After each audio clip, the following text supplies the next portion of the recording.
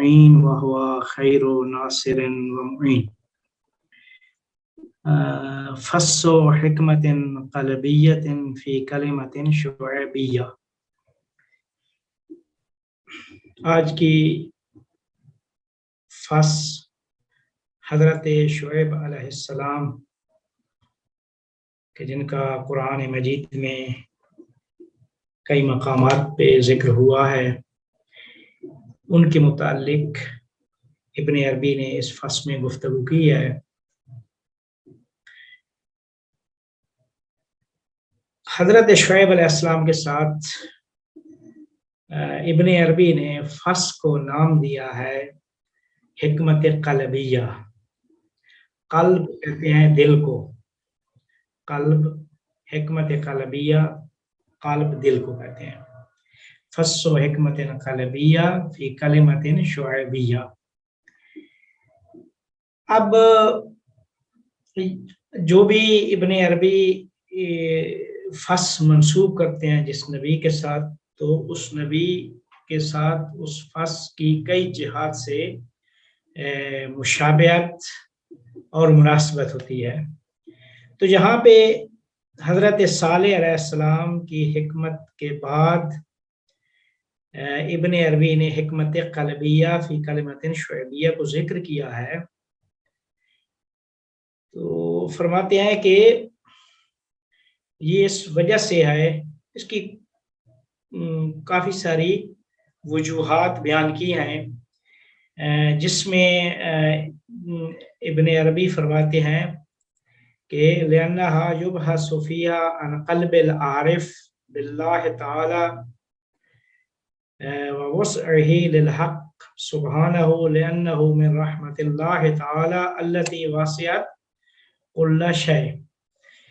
تو یہاں پہ گفتگو کیا ہے ابن عربی نے شعیب علیہ السلام کی فصل میں دل کے متعلق، اور پھر لے آتے ہیں دل عارف پہ بات ہوتی ہے، پھر عارف کے دل سے وہ شعیب علیہ السلام کے ساتھ جو مناسبت ہے اس کو ذکر کرتے ہیں۔ کہتے ہیں کہ یہ جو کلمہ شعیب ہے، شعیب، شعبہ، انشیاب۔ انشیاب کا مطلب یہ ہوتا ہے کہ وہ جو برانچیں، کسی ایک مرکز ہوتا ہے اس سے کچھ برانچیں جو نکلتی ہیں ان کو انشیاب کہا جاتا ہے۔ جس طرح ایک دریا ہے، دریا سے نہریں نکلیں تو یہ ان نہروں کو کہا جاتا ہے یہ انشیاب ہے اس دریا کا۔ کہتے ہیں شعب، شعیب، اس کا مطلب، اس طرح کے الفاظ کا مطلب ہم رتبہ اور ایک ہی خانوادہ سے تعلق رکھنا ہوتا ہے۔ شعیب، شعیب، شعیب، شاب، انشیاب، یہ سارے کے سارے الفاظ ہیں۔ تو کہتے ہیں کہ ابن عربی نے اس حکمت کو منسوب کیا ہے حضرت شعیب علیہ السلام سے، حکمت قلبیہ سے موسوم کر کے۔ وہ اس وجہ سے ہے، کہتے ہیں کہ ابن عربی کی نگاہ میں دل ہی وہ چیز ہے کہ جو مختلف صور، مختلف صورتوں کو قبول کرنے کے لیے ہمہ وقت آمادہ اور تیار ہوتا ہے۔ لہذا اس دل سے بہت سارے راستے، بہت ساری انشیاب اور بہت سارے شعب دل سے نکلتے ہیں۔ تو اس وجہ سے شعیب کا معنی بھی کوئی انشیاب اور اس طرح کے معنی ہیں، شعاب، ہم رتبہ ہونا۔ تو قلب چونکہ ایک مرکز ہے اور ہمہ وقت تیار رہتا ہے مختلف صورتوں کو قبول کرنے کے لیے، لہذا قلب سے بھی انشعابات ہوتے ہیں، چیزیں قلب سے ہی منشعب اور نکلتی ہیں۔ تو کہتے ہیں کہ بہت سارے راستے جو ہیں وہ دل کے اوپر کھلتے ہیں، دل ہے اور بہت سارے راستوں کا تعلق اس دل سے ہے۔ تو شعیب بھی انشیابات ہے۔ تو یہ ایک مناسبت ہے کہ کیوں ابن عربی نے اس حکمت کو حکمت قلبیہ کہا ہے اور کہہ کر شعیب سے منسوب کیا ہے۔ تو فرماتے ہیں کہ اس کی وجوہات ہیں. اس کی وجہ یہ ہے کہ قلب عارف کو بزرگ اور عرفا نے چند چیزوں سے تشبیہ دی ہے.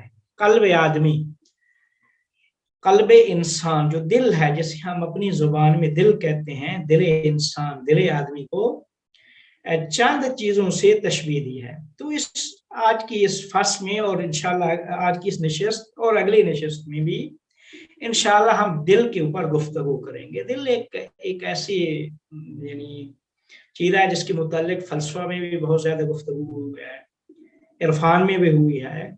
تو یہ ہم مختلف زاویوں سے دل کو دیکھ سکتے ہیں. لیکن یہاں پہ ابن عربی اور کچھ دوسرے ابن عربی کے ہم فکر جو عرفا ہیں وہ کیا فرماتے ہیں، ہم اس چیز کو بیان کریں گے یہاں پہ.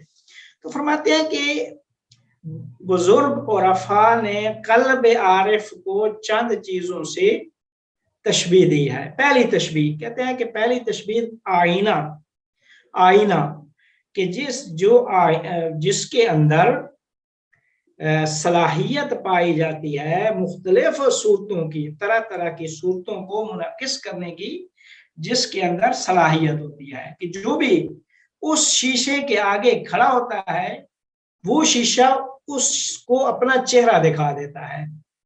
وہ شیشہ، وہ آئینہ اس کو اپنا چہرہ دکھا دیتا ہے. تو کہتے ہیں کہ لہذا کیا کہتے ہیں کہ آئینے کی جو کیفیت ہے، آئینے کی کیفیت وہ چہرہ دکھانے میں اثر رکھتی ہے. یعنی جس طرح آئینہ ہوگا، اگر آئینہ چھوٹا ہے، اگر آئینہ صاف ہے یا صاف نہیں ہے، تو مختلف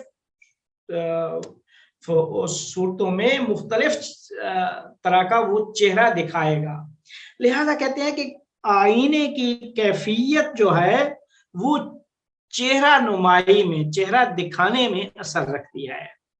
لیکن کہتے ہیں اگر آئینہ گول ہوگا تو شکل بھی اسی طرح جو ہے نا وہ ہوگی. وہ آئینہ جتنا بڑا ہوتا ہے اسی کے مطابق وہ صورت کو دکھاتا ہے، اتنا ہی وہ چہرہ دکھاتا ہے. لیکن کہتے ہیں کہ قلب اس کے برعکس ہے. قلب اس کے برعکس ہے.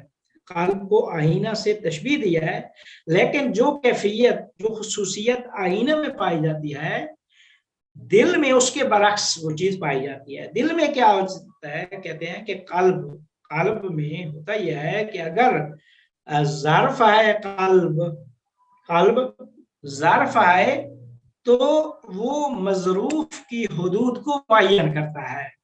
وہ مظروف کی حدود کو معین کرتا ہے. تو کہتے ہیں کہ یہاں چونکہ جہاں مظروف ہے تو وہاں پہ وہ حدود، قلب کی حدود کو معین کرتا ہے. مثال دیتے ہیں، کہتے ہیں کہ ایک تو آئینہ ایک چیز ہوتی ہے کہ جتنا اس کی حد ہوتی ہے وہ اس کے مطابق وہ چیز کیا کہتے ہیں دکھائے گی. لیکن بس اوقات وہ چیزیں ہوتی ہیں کہ جتنا آپ کے اندر ہمت ہے اتنا ہی وہ چیز کیا ہے آگے بزرگ ہو جاتی ہے. مثال دیتے ہیں غبارے کی. غبارہ کہ جتنا انسان کے اندر ہمت ہوگی غبارہ کو بڑا کرنے کی، غبارہ وہ بڑا ہوتا جائے گا. تو یہ کہتے ہیں کہ دل عارف کی تشبیہ بھی اسی طریقے سے، دل آدمی کی. یہ پہلی تشبیہ تھی جو آئینے سے عرفا نے دی ہے. فرماتے ہیں دوسری تشبیہ، دل کہتے ہیں کہ وہ حجرہ، یعنی وہ کمرہ ہے، وہ اتاق، وہ حجرہ، وہ کمرہ ہے کہ جس کے اندر داخل ہونے کے لیے مختلف دروازے ہیں. وہ کمرہ کہ جس کمرے میں داخل ہونے کے مختلف دروازے ہیں. ہر دروازے سے چیز وارد ہو سکتی ہے. ایک دروازے سے ایک چیز وارد ہوگی، دوسرے دروازے سے دوسری، تیسرے دروازے سے تیسری چیز وارد ہوگی. تو کہتے ہیں کہ وہ جو در ہیں، دروازے ہیں جو دل کے اوپر کھلتے ہیں، وہ کون سے دروازے ہیں؟ وہ حواس ہیں.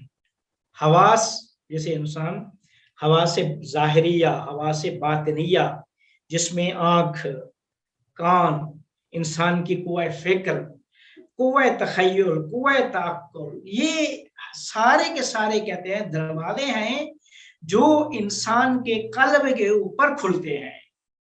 तो बस दिल वो दरवाजा, वो हुजरा है कि जिसके मुख्तलिफ दरवाजे हैं, उन मुख्तलिफ दरवाजों से कल्ब में दाखिल हो सकते हैं, उन मुख्तलिफ दरवाजों से कल्ब में दाखिल हो सकते हैं, और दाखिल होकर कल्ब को जो चीज हदिया करना चाहें कर सकते हैं। तफक्कुर के नजरिए से आएंगे, एक चीज हदिया करेंगे, तखय्युल से वो ख्याली, ताक़ुल से वो अकली चीज वो करेंगे। जिस दरवाजे से आप आएंगे ना, उस वो दरवाजे की जो उसमें सलाहियत होगी, यानी जितना वो दरवाजा होगा जिस तरह का, उस तरह की चीज कल्ब को आप हदिया कर सकते हैं। तो कहते हैं बस दूसरी मिसाल जो बुजुर्ग और औफा ने कल्ब की दिया है, वो कल्ब को हुजरे से तशबीह दिया है। तीसरी कहते हैं कि तशबीह वो तीर के जो एक हदफ, जब इंसान एक तीर या मसलन क्या कहते हैं एक बंदूक है, इंसान उससे फायर करता है, तो फायर एक हदफ को मद्देनजर रखकर करता है कि मसलन फलां दरख्त पे जो परिंदा बैठा है उसको मारना है। या तीर, पुराने जमाने में तीर, या अभी भी कोई तीर फेंकना चाहे तो ये जो तीर है, तीर कहाँ जाते हैं? हदफ पे। तो कल्ब को हदफ से तशबीह दी गई है, यानी जहां तीर ने लगना है, जहां तीर ने लगना है। तो कहते हैं कि कल्ब की मिसाल उस हदफ की सी है कि जो हवास और मुख्तलिफ कुवा के तहत तहसीर करार पाता है। हवास और मुख्तलिफ कुवा, जो कुवा ख्याली है, कुवा हिस्सी है, जो भी मुख्तलिफ कुवा है, उनके तहत तहसीर करार पाता है, और क्या कहते हैं तहत तहसीर करार पाकर उसकी जानिब तीरों को फेंका जाता है। कहते हैं कि इसी वजह से अहदीस में है कि अन-नज़रुल हराम सहमुन मिन सहामी इब्लीस, ये जो हराम निगाह है, हराम निगाह, जिस निगाह में हराम और शहवत पाई जाती हो, हराम निगाह शैतान के तीरों में से एक तीर है। हराम निगाह क्या है? वो शैतान के तीरों में से एक तीर है। तो कहते हैं कि ये जो तीर हैं, तीर जिस हदफ पे लगना चाहते हैं उस हदफ को दिल कहा जाता है। तो दिल से तशबीह दी गई है, दिल को हदफ से तशबीह दी गई है। ये तीसरी तशबीह थी। चौथी जो तशबीह दी गई है, दिल को एक क्या कहते हैं बड़े तालाब से, कि बड़े तालाब या क्या कहते हैं, बड़ा तालाब कहें या कोई तालाब, बड़े तालाब से तशबीह दी गई है। कहते हैं कि ये वो बड़ा तालाब के जिसमें बड़ी बड़ी नहरें जिसकी के ऊपर खुलती हैं, यानी बड़ी बड़ी नहरें हैं, उन नहरों से पानी उस तालाब में जाता है। तो कहते हैं कि लिहाजा जो तालाब के ऊपर सतह होगी, वो सतह वो जो क्या कहते हैं मुख्तलिफ नहरें हैं जो उसकी जानिब आ रही हैं, नहरों से पानी आ रहा है, तो उनके तहत तहसीर क्या कहते हैं उसमें हर वक्त उस तालाब में क्या है, जब पानी आता है ना, तालाब में जब मुख्तलिफ नहरों से पानी आ रहा है, तो पानी जब आ रहा है और उसमें कोई वक्फा ही नहीं है, तो हमेशा वो जो सतह है पानी की, तालाब के पानी की, वो हर वक्त तगय्युर में रहती है, तगय्युर में, तहर्रुक में, और उस अमवाज में, उसकी मौजें उसमें आती जाती है। तो इससे क्या कहते हैं, तशबीह दी गई है कल्ब को इस बड़े तालाब से, कि कल्ब की मिसाल उस बड़े तालाब की सी है कि जिसकी तरफ मुख्तलिफ नहरें, ये छोटी छोटी नहरें چھوٹی چھوٹی نہروں سے پانی جس کے اوپر آتا ہے، تو پانی جب آ رہا ہے تو تالاب میں جا رہا ہے، تو ہر وقت تالاب کی جو سطح ہے پانی کی وہ ہر وقت تحرک میں ہے. تو لہذا فرماتے ہیں کہ لہذا کہتے ہیں کہ یہ جو چیز ہے یہ عقل میں نہیں ہے، قلب آدم میں یہ چیز موجود ہے، یہ خصوصیت عقل میں نہیں ہے، قلب میں ہے. اسی وجہ سے کہتے ہیں کہ قلب کو بھی جب یعنی یہ جو نام دیا گیا ہے قلب کا، اس قلب کا مطلب بھی تنوع ہے. قلب یعنی جو تغیر میں جو چیز ہو، تقلب. قلب یعنی ایک چیز کا ہر وقت تقلب، تغیر، تحرک میں ہونا. اور عقل کا مطلب سکون، اس بات ہے. یہ چیز تحرک عقل میں نہیں ہے، قلب میں تحرک ہے.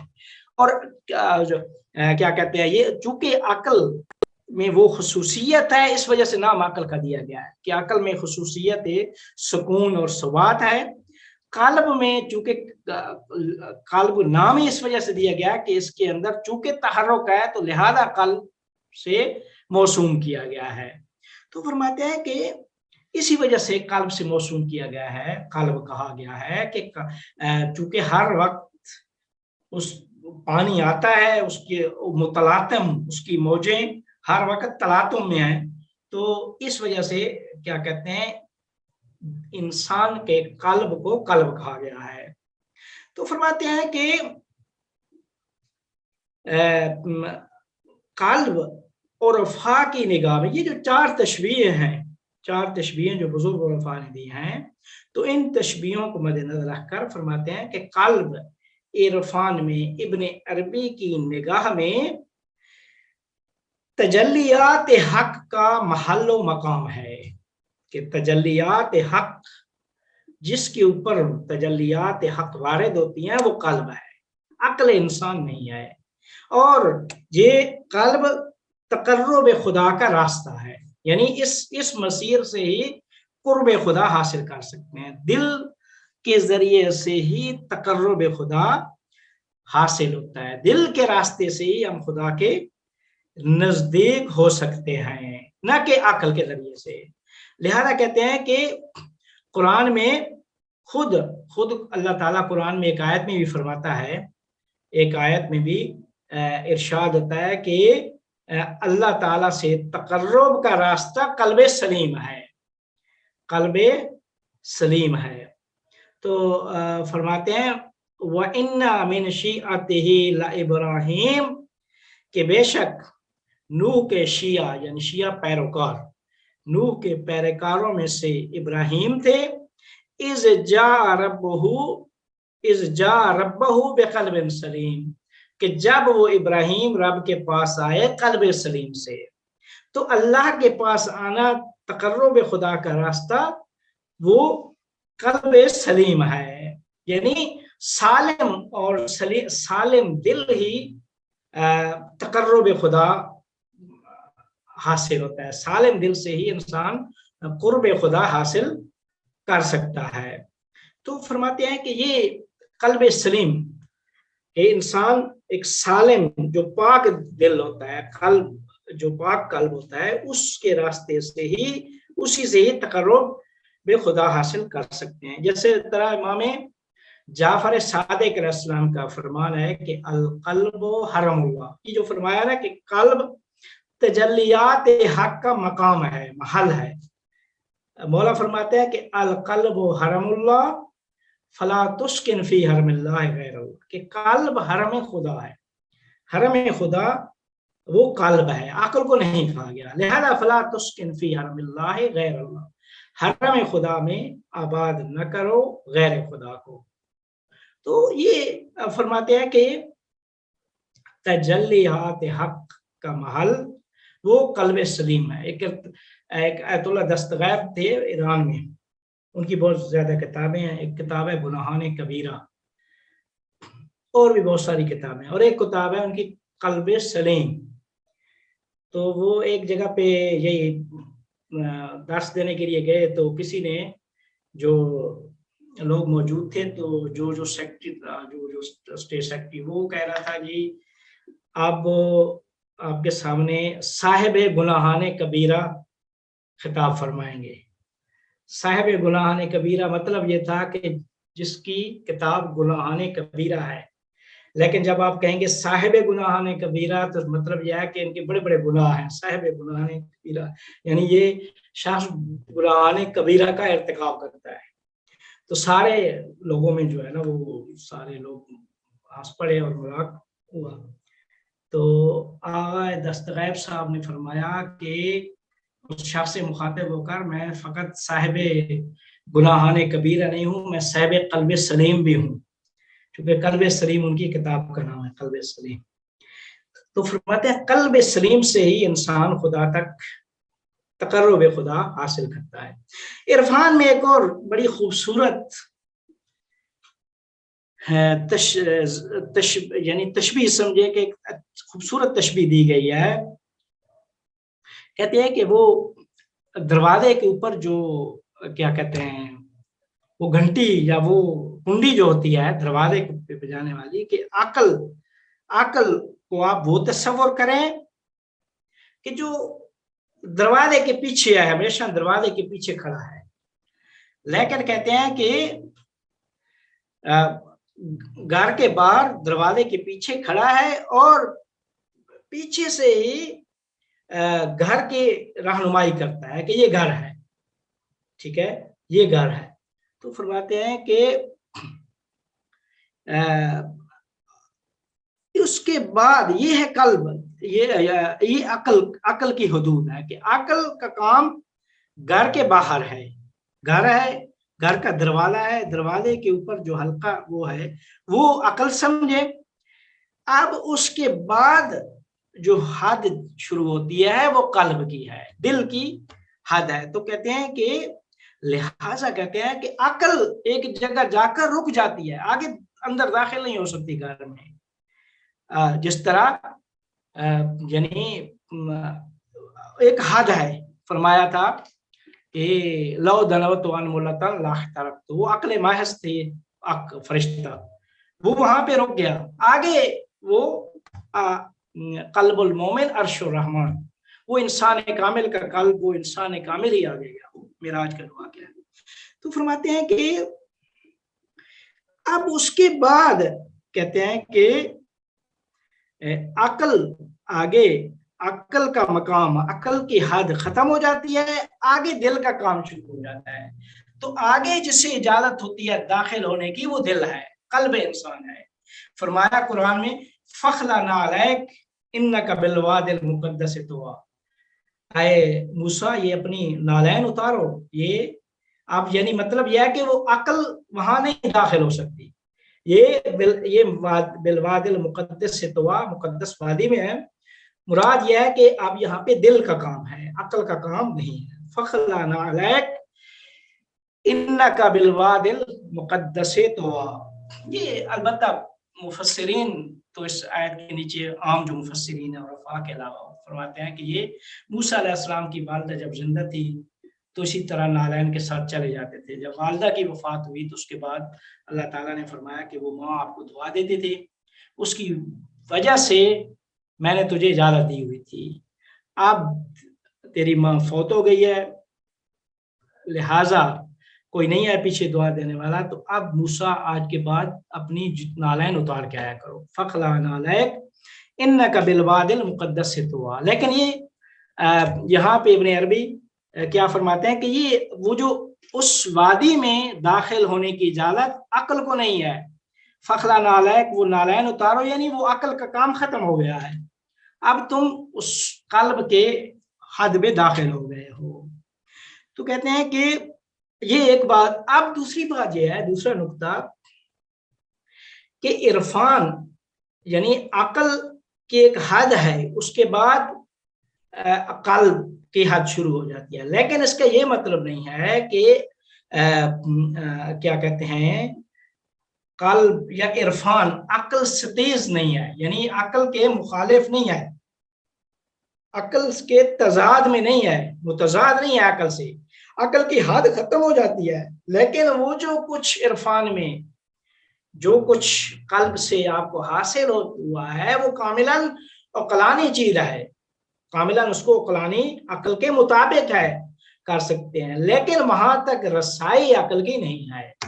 عقل کی ایک حد ہے، حد کا یہ مطلب نہیں ہے کہ عقل عرفان عقل سے تیز ہے، یعنی وہ عرفان کے متضاد ہے، یہ چیز نہیں ہے۔ تو فرماتے ہیں کہ عشق جو ہے وہ یہیں سے پھر عرفاء عشق کی بحث شروع کرتے ہیں، فرماتے ہیں کہ وہ عقل کو پیچھے چھوڑ دیتا ہے، اور پیچھے چھوڑنے کا مطلب یہ نہیں ہوتا کہ عشق وہ جو عقل ہے محو تماشا لب بام ابھی، مطلب یہ نہیں ہے کہ عشق عقل کے خلاف ہے۔ لوگ یہ کہتے ہیں کہ یہ عشق کا مقام ہے جی، یہ عقل یعنی عشق کا مقام کا مطلب یہ ہے کہ یہ مطلب نہیں ہے کہ یہ عقل کے خلاف ہے، یعنی عقل مطلب یہ ہے کہ یہ عقل کی حد نہیں ہے، اس کے بعد وہ دل کی حد ہے۔ تو دل کی حد کا ہونا اس کا یہ مطلب نہیں ہے کہ عقل کے مخالف ہے، کاملاً وہ چیز وہ عشق جو عقل کے خلاف ہو، جو عقل سے سمجھ ہی نہ آئے، وہ عشق ہی نہیں ہے۔ آپ دیکھیں یہ لفظ عشق نہیں آیا، یعنی دین نے اس کے اوپر اتنا تکیہ نہیں کیا ہے۔ قرآن میں بھی دیکھیں کہیں لا عشق، محبت، مودت یہ چیزیں آئی ہیں، عشق نہیں ہے جو ہے نا وہ۔ حدیث میں بھی کوئی 1 2 4 حدیثیں ہوں گی، زیادہ تر جو متون حدیثی ہماری دینی جو متون ہیں ان میں عشق کے اوپر اہل البیت پیغمبر انہوں نے کوئی تکیہ نہیں کیا۔ عشق ایک ہے وہ حدیث قدسی کہ من اشقتہ قتلتہ ومن قتلتہ فعلی دیتہ ومن علی دیتہ فانا دیتہ، وہ عشق کے بارے میں جو عرفاء لے کے آتے ہیں، لیکن وہ بھی اتنا اتھینٹک نہیں چیز ہے۔ لیکن کیا کہتے ہیں یہ عشق صوفیاء کی اور عرفان سے جو ہے نا وہ اس کو لیا گیا ہے، اور عرفاء اور صوفیاء نے اس اصطلاح پہ زیادہ تکیہ کیا ہے۔ دین میں اس کی متون دینی ہے، ان میں اس طرح کی اس میں وہ چیز نہیں ہے۔ پھر حافظ نے کہ بڑے بڑے شعر آئے، بحری ایس بحر عشق کے ہیچ کنارے نیست، آنجا جز آن کے جان بے سپارن چارے نیست۔ اسی طرح اور بھی، ہر دم کے دل بے عشق دہی خوش دمی بود، درکار خیر حاجت ہیچ استخار نیست۔ یہ بہت سارے کیا کہتے ہیں عرفاء کیا کہتے ہیں حافظ کے، مولانا روم کے اسی بارے میں بہت بڑے بڑے اشعار بھی ہیں۔ تو عشق و قلب و اس کے اوپر جو ہے نا بہت زیادہ گفتگو ہوئی ہے۔ تو فرماتے ہیں کہ ایک چیز خود امام سجاد علیہ السلام سے ایک دعا ہے، دعائے صحیفہ سجادیہ میں، اللہم صلی علی محمد وآلہ ورزقنی صحتا فی عبادہ، پروردگارہ مجھے اپنے جسم کی سلامتی، مجھے صحت عطا کر، جسم کی سلامتی عطا کر، فی عبادت، میں اپنی عبادت کے لیے، فی عبادت یعنی تیری میں میرے جسم کو صحیح و سالم بنا، صحت کہ میں تیری عبادت کر سکوں، تو میرا معبود بن سکے، میں تیرا عابد بن سکوں، وفراغا فی زہادہ، اور اپنی کیا کہتے ہیں میری اندر کی جو آرامش اور اندر کا جو سکون اور آرام ہے وہ مجھے عطا کر۔ پھر فرمایا علما فی استعمال، وہ علم و دانش کہ جس کو میں استعمال کر سکوں، وعلما فی استعمال ورعا فی اجمال، مجھے ایک ایسا تقوی دے، ورع دے کہ میں اپنی زندگی میں جو ورعا فی اجمال، میں یہ تقوی دے کہ جس کے ذریعے سے میں اپنی دنیا کی یہ جو زندگی ہے کہ یہ اس کو جو ہے نا وہ گزار سکوں۔ تو فرمایا کہ یہ کیا کہتے ہیں عقل کی ستیزی نہیں ہے، بلکہ یہ سب کچھ عقل کے ساتھ سازگار چیز ہے، عقل کے ساتھ موافق چیز ہے۔ फरमाते हैं ऐन उल कुदात हमदानी, एक उनकी एक किताब है, उसमें वो लिखते हैं, ऐन उल कुदात उनकी किताब का नाम है तमहीदात। उसमें वो एक बात जिक्र करते हैं, इसी बाब में फरमाते हैं कि हम अक्ल से ऊपर ऊपर एक चीज हमारे पास है जिसे हम बसीरत कहते हैं। अक्ल से ऊपर एक चीज है जिसे हम बसीरत कहते हैं, लेकिन अक्ल को करामत जानते हैं। एक हद तक अक्ल को करामत जानते हैं। क्यों? क्योंकि जितने भी मसाइल हैं, कोई मसला वो गैर उकलाई नहीं है। यानी जो जहां तक अक्ल की रसाई नहीं भी है ना, वो इश्क की बातें, वो कल्ब की, वो इस तरह नहीं है कि वो उकलाई नहीं है, बल्कि अक्ल की समझ में नहीं आने वाली, वहां अक्ल की हद नहीं है, लेकिन वो कामिलन उकलानी है। आप देखें कि कश्फ शऊद में उलफा जो चीज भी मुकाशवे में हासिल करते हैं, तो मुकाशवे वाली जुबान वो अकलानी नहीं है, वो जुबान शख्सी जुबान है। वो हर शख्स जो साहिब कश्फ शऊद होता है वही उसको देख रहा होता है। तो वो जो देखना, वो जिसे विजदान या याफ्तन फारसी में कहते हैं, वो एक कैफियत है जो दिल से, उसका दिल और उस के दरमियान कोई वास्ता नहीं होता, वो वहां पे सारे का सारा हुजूर है। तो उस हुजूर को जब आप बयान करते हैं तो कामिलान नुकलानी बन जाता है। ये सारे का सारा इरफान इब्न अरबी ने जो बयान किया, दूसरों ने भी, ये वो कश्फ शऊद से जो कुछ ने हासिल हुआ था उसको ये अक्ल के उसमें बयान किया। तो कामिलान वो इश्क वाली, इरफान वाली चीज कामिलान नुकलानी और अक्ल के साथ साजगार होती है। तो बस ये कहना कि अक्ल और इरफान यानी जी, अक्ल और इरफान यानी इश्क और इरफान, कि इनकी आपस में कोई दो मुतजाद हैं या तजाद है इनका आपस में, इस तरह नहीं है। यानी अक्ल सतीज, इरफान अक्ल सतीज नहीं है। वो अयतुल्लाह हसन अदामनी साहब की एक किताब फरमाते हैं, इरफानो इरफानो कुरानो इरफानो बुरहान, कुरान इरफान बुरहान, बुरहान वो फलसफा अक्ल, इरफान वो कल्ब वो इश्क, कुरान वही, कुरान वही, इरफान यानी वो वही, इरफान और फलसफा, इनकी आपस में कोई जुदाई नहीं है। ये जुदाई नहीं है इन तीनों में। उन्होंने इस चीज को फिर उनकी ये फसूस के ऊपर शरह भी है, उनका हाशिया भी है फसूस और हिकम के ऊपर, 2 जिल्दों में जो जिसे छापा गया। तो ये ऐनुल कुज़ात फरमाते हैं अपनी किताब में कि हमारे कोई भी मसाइल हैं, जितने भी बाला वो सारे के सारे इस तरह नहीं है कि वो माकूल नहीं है, मावराए अक्ल हैं। ये नहीं है कि माकूल नहीं है, उनको हम उकलानी कर सकते हैं। तो कहते हैं कि यानी उनको हम अकल के रास्ते से दर कर सकते हैं, अकल से वो फिर समझ सकते हैं। दूसरे लफ्जों में बस अकल की जिद नहीं है। जो महसूस चीजें हैं हिस्से समझ में आएंगी, जो माकूल है वो अकल से जो है ना वो इंसान समझ में आती हैं, और वो कलानी जो चीजें हैं वो अकल से समझ में नहीं आती। एक अकल से समझ में आने वाली माकूल चीजें हैं, एक है वो कलानी लेकिन मावराए अकल है, वो अकल से उनकी शराफ नहीं होती, लेकिन वो अकल की जिद भी नहीं है। उनको कहा जाता है ओकलानी। ओकलानी चीजें जो है ना वो, लिहाजा बहुत सारे इरफानी मसाइल ओकलानी है। मतलब यह है कि ओकलानी है यानी जिद अकल नहीं है, अकल से मावरा है लेकिन जिद अकल नहीं है।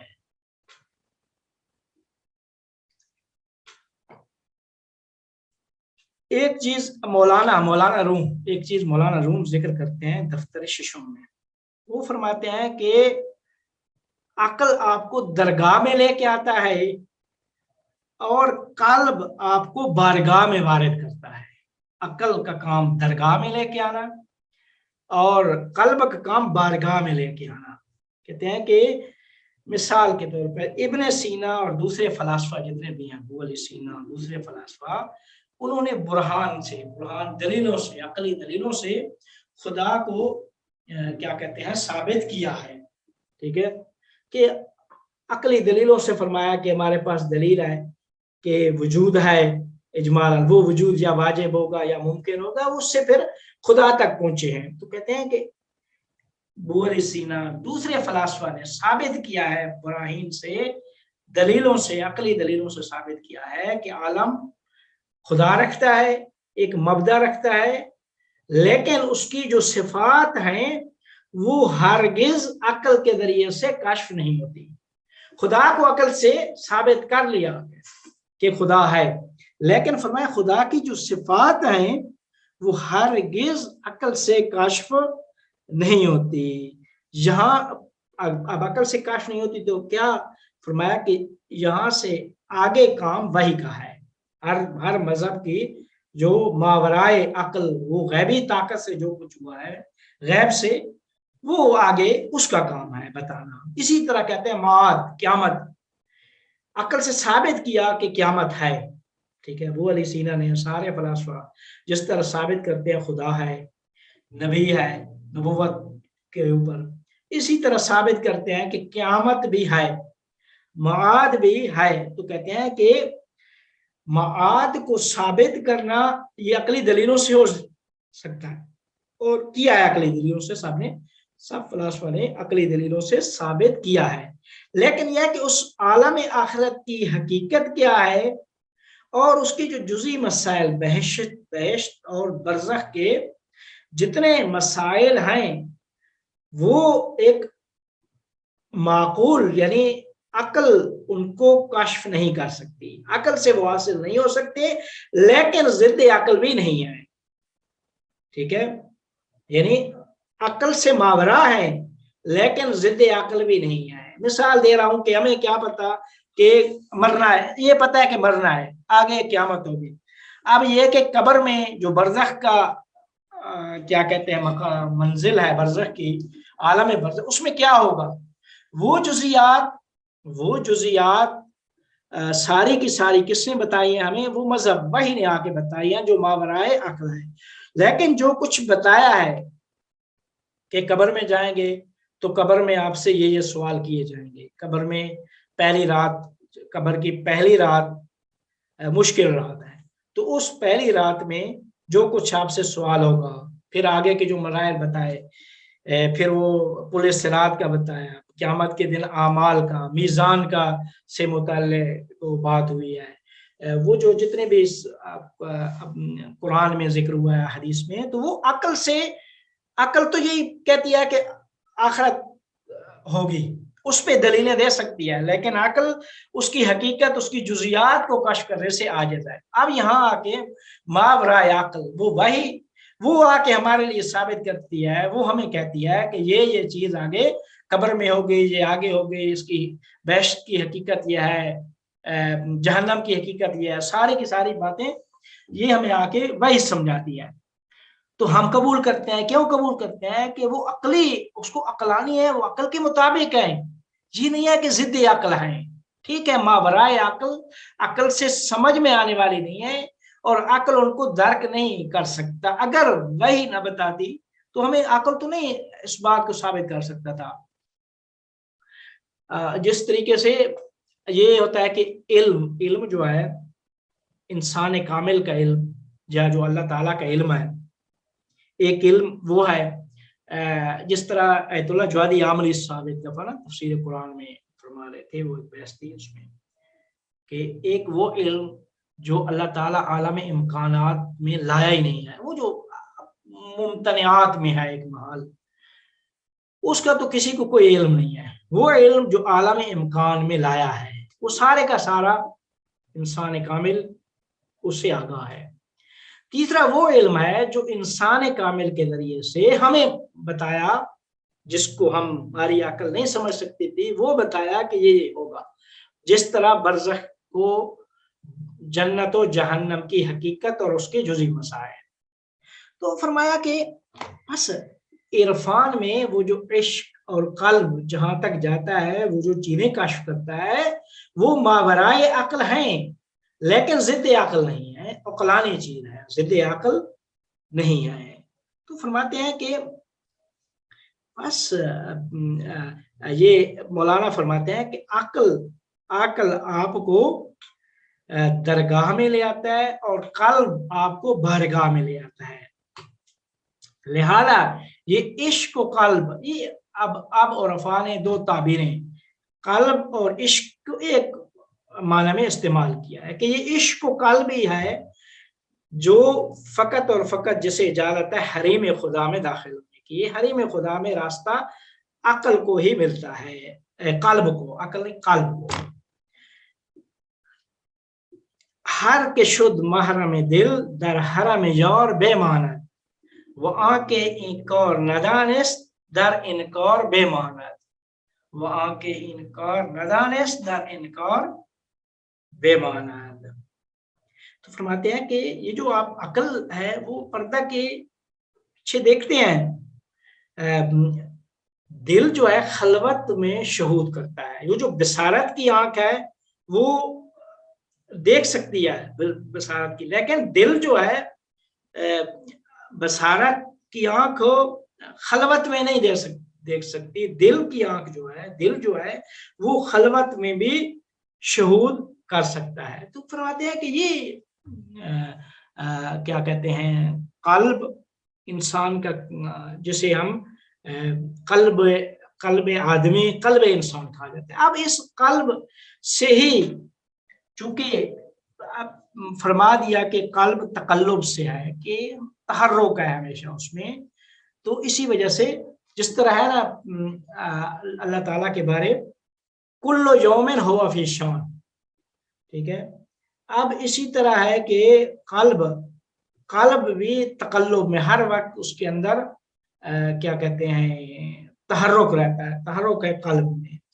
تو اب یہیں سے وہ قلب عارف اور قلب انسان کامل، قلب شعیب، وہ جو تجلیات حق کا مظاہرہ ہے، یہ پوری آگے اس کے اوپر اور بھی ابھی بڑی بحث ہے۔ ابھی تو میں نے وہ تھوڑا سا بتایا ہے کہ وہ جو تشبیہات ہیں اور کیا کہتے ہیں کچھ عرفاء کے جس طرح عین القضات مولانا، ان کی وہ بات بتائی ہے، لیکن ابھی قلب کے اوپر اور بھی انشاءاللہ ایک نشست میں ہماری گفتگو کے بعد بھی ہوگی۔ تو فرماتے ہیں کہ اسی سے پھر قلب سے ہی رحمت کی بحث شروع کرتے ہیں اور قلب کے دائرے کو رحمت سے بھی وسیع مانتے ہیں۔ یہ پھر انشاءاللہ آگے ہم آگے کریں گے۔ اب فرمایا نا کہ قلب المومن عرش الرحمن، وہ جو رحمان کا عرش قلب مومن ہے، مومن کا دل ہی عرش الرحمن ہے، وہ قلب انسان کامل وہی عرش قلب المومن عرش الرحمن۔ تو یہ قلب جو کہ محل ہے تجلیات حق تعالی کا، یہ عرش الرحمن بھی یہی ہے۔ اور جب عرش رحمان ہے تو اسی وجہ سے کہا گیا ہے کہ دل کسی مومن کا دل توڑنا، یعنی مومن کی توہین، قلب المومن عرش الرحمن، مومن کی توہین کیا ہے؟ حرمت المومن اعظم من حرمت الکعبہ، کعبہ کی حرمت سے بھی عظیم ہے۔ کعبہ ایک اللہ تعالیٰ کے وہ شاعر میں سے ایک وہ چیز ہے کہ جس کی کے ذریعے ہم کیا کہتے ہیں اللہ تعالیٰ کی عبادت کرتے ہیں۔ وہ ایک جگہ ہمیں جس کو مد نظر رکھ کر ہم اس خدا تک تقرب حاصل کرتے ہیں۔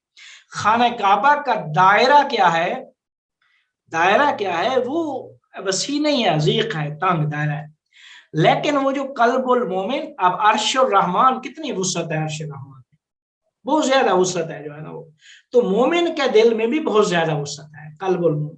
تو یہ دل ہے، دل میں مومن، دل عارف، کہ جس میں بہت زیادہ جتنا ہمت ہے اتنا زیادہ کیا ہے اس میں وسعت آتی ہے اس میں، اور جتنا آپ اس میں وسعت، جتنا ہمت ہوگی وسعت لانا چاہیں لا سکتے ہیں، یعنی اس میں کیا کہتے ہیں نامحدود وہ پائی جاتی ہے، صلاحیت و استعداد.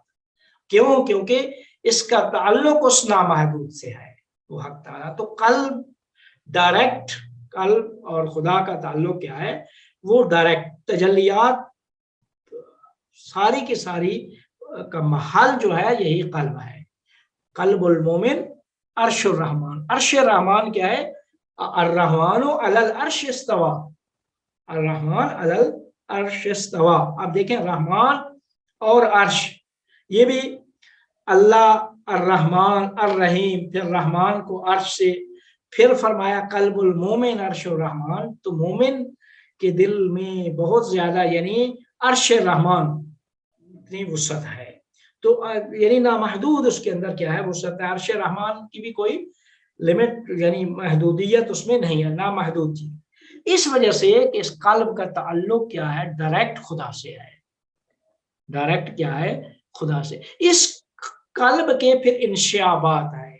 انشعابات کیا ہے؟ وہ دروازے، اس کے دروازے ہیں. کوئی عقل دروازہ ہے، فکر دروازہ ہے، تخیل دروازہ ہے، حس دروازہ ہے، بہت سارے دروازے ہیں جو اس کی طرف کھلتے ہیں. تو آپ جس دروازے سے آئیں گے، جس دروازے سے وارد ہونا چاہیں گے، یہ اسی کے تحت تحصیل ہوگا. آپ کے اندر اگر مادیت کا غلبہ ہوگا، وہ حس محسوسات مادیت کا غلبہ ہوگا، تو قلب بھی اسی کے تحت تحصیل اور قلب بھی اترا ہے. قلب میں بے اتحاد جتنا اس کو جتنا جدھر وہ جو دروازے جو اس کی طرف کھلتے ہیں، جس دروازے سے بھی آپ وارد ہوں گے، اسی دروازے کے مطابق ہی آپ کیا ہے؟ قلب کو کیا ہے؟ پائیں گے. تو اگر آپ حس و خیال سے نکل کر عقل کے ذریعے سے قلب میں داخل ہوتے ہیں، عقل ہی دروازے پہ ایک چیز کھڑی ہے، دروازہ ہے.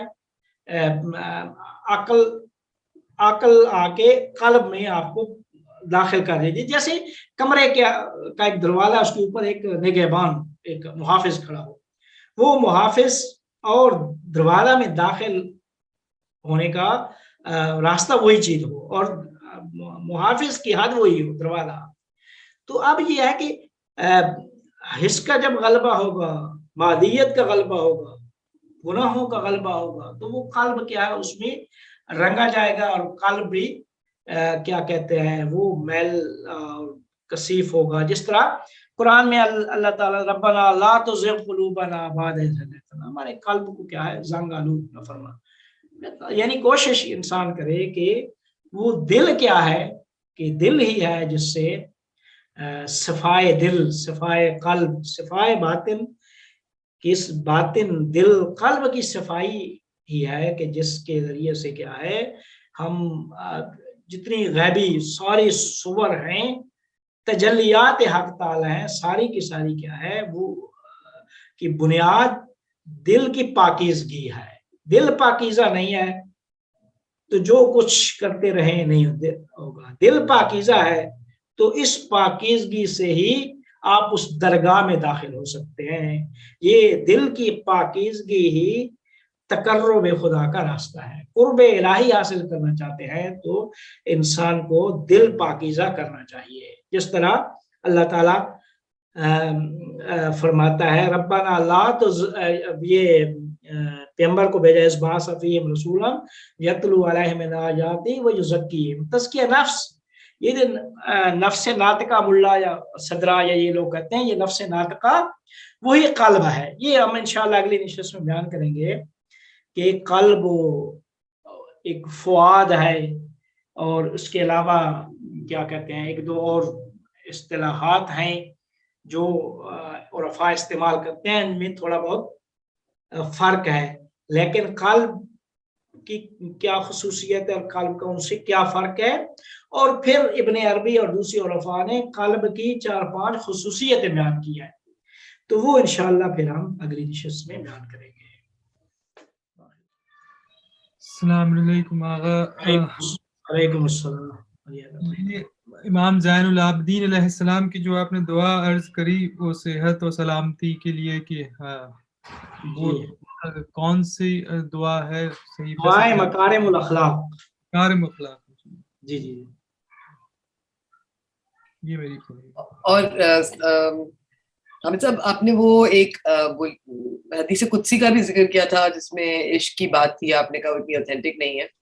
مانا شک تو وہ پہلے ہے، پہلا جملہ مجھے یاد نہیں ہے، یاد تھا یہ ابھی ذہن میں نہیں آ رہا کہ پھر ہے مانا اشق تو ہوں قتل تو ہوں، میں جیسے عشق کرتا ہوں اسے قتل کر دیتا ہوں.